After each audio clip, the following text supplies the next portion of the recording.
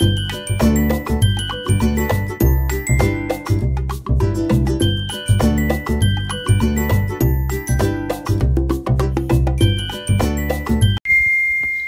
দেখে নিই সিপি স্টাইলে চিকেন ঝাল ফ্রাই।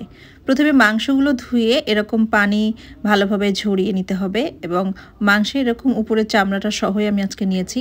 এখন দিয়ে দিব মানে পরিমাণ মতো লবণ, তারপরে গোলমরিচ গুঁড়া, তারপরে হচ্ছে এখানে আমি কিছুটা অরিগানো ইউজ করেছি, একটু রসুন বাটা, আদা বাটা আর পেঁয়াজ বাটা দিয়ে দিব। এখন দিয়ে দিব এখানে হচ্ছে ধনিয়া আর জিরার গুঁড়া, প্রয়োজন মতো গুঁড়া মরিচ, হলুদ,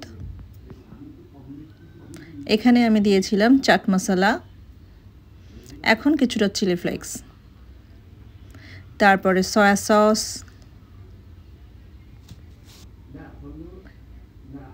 টমেটো সস,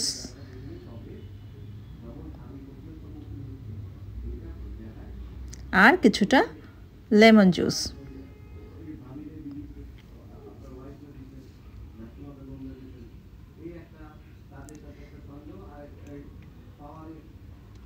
একটু সরিষার তেল দিয়ে দিয়েছি এখানে, আপনি চাইলে ভেজিটেবল অয়েলও ইউজ করতে পারেন। দিয়ে এখন আমি ভালোভাবে মাংসটাকে মাখিয়ে নিব যাতে মশলাগুলো বা লবণটা মশলাটা মাংসের ভিতরে ভালোভাবে ঢুকে যায়। এরপরে দিব কর্নফ্লাওয়ার আর একটা ডিমের সাদা অংশ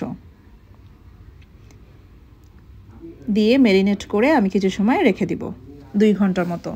তারপরে ফ্রাই করে নিব, ডিপ ফ্রাই।